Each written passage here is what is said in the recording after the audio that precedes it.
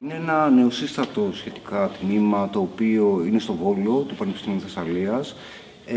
Το πρόγραμμα συνδυάζει τις κοινωνικές επιστήμες με την καλλιτεχνική δημιουργία. Βρίσκεται σε 3 κτίρια, μοιράζεται στην πόλη. Το ένα είναι του Παπαστράτου, το άλλο είναι της Γκλαβάνη, το οποίο είναι και το δικό του κτίριο, και το τρίτο είναι της Αρχιτεκτονικής. Στις εργασίες καταλαμβάνουμε όλη την πόλη, ψάχνοντας να δημιουργήσουμε ή να κάνουμε έρευνα σε διάφορους χώρους. Είδες ότι πήγα να ξεκινήσω. Όταν λέω πάω σχολή, είναι κάθε μέρα κάτι διαφορετικό για μένα. Και εντάξει, νομίζω η αγαπημένη μου είναι η αρχιτεκτονική, ξεκάθαρα, παρόλο που είναι αρκετά μακριά από τις υπόλοιπες. Ωστόσο, μου βγάζει το πιο φοιτητικό, ότι μπορώ να είμαι πιο άνετη, να καπνίζω μέσα στους χώρους, να κάνω πλάκα, σωματικά, ας πούμε, νιώθω πιο χαλαρή εκεί πέρα, να εκφράζομαι. Μπαίνεις, βγαίνεις για τσιγάρο, είσαι στην πόρτα, κάνεις τσιγάρο και ταυτόχρονα, μάλλον στην εξώπορτα, και ταυτόχρονα ακούς και παρατηρείς το PowerPoint.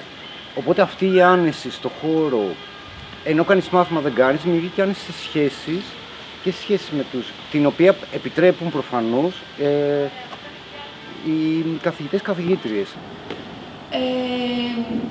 Στον Θόλο και εκεί υπάρχει μια περαιτέρω άνεση και υπάρχει και η αίσθηση της κοινωνικοποίησης εκεί πέρα. Γιατί έχει και αυτή την πολύ ωραία καφετέρια, τη Φιλικείο.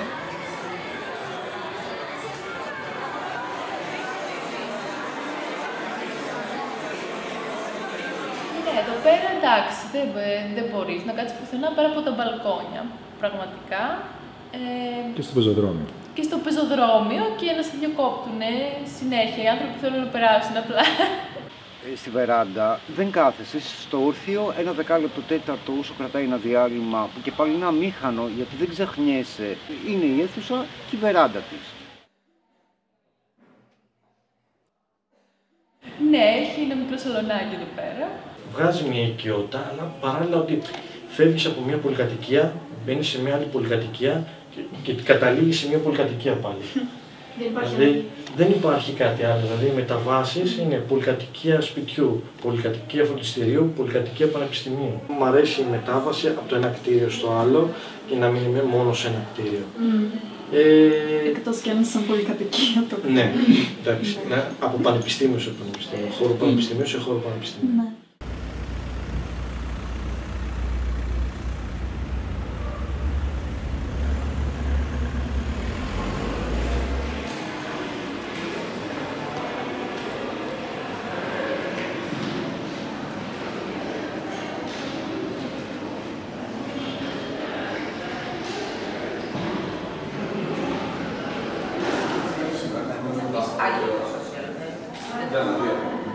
Είναι πιστικό αυτό να έχουμε. Ναι, αλλά άμα ήταν μόνο ένας χώρος θα ήταν πιο μονότονος.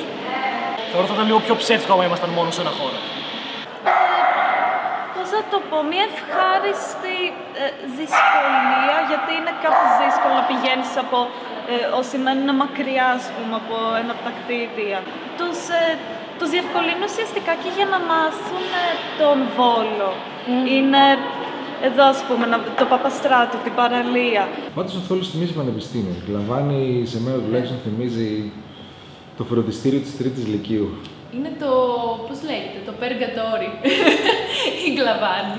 Είσαι σε μια μέση κατάσταση από τα δύο άλλες σχολές, δύο άλλους χώρους. Φροντιστήριο, και κακό φροντιστήριο. Ευχαριστούμε πολύ. Οκ, εντάξει. Τρέντι εσπρέσο μέτριο. Με παγάκια. Την οποία ότι αν γίνεται παρουσίαση μέσα και μπει κάποιος στο τουαλέτα και ανάψει το φως, σβήνει ο προτζέκτορας.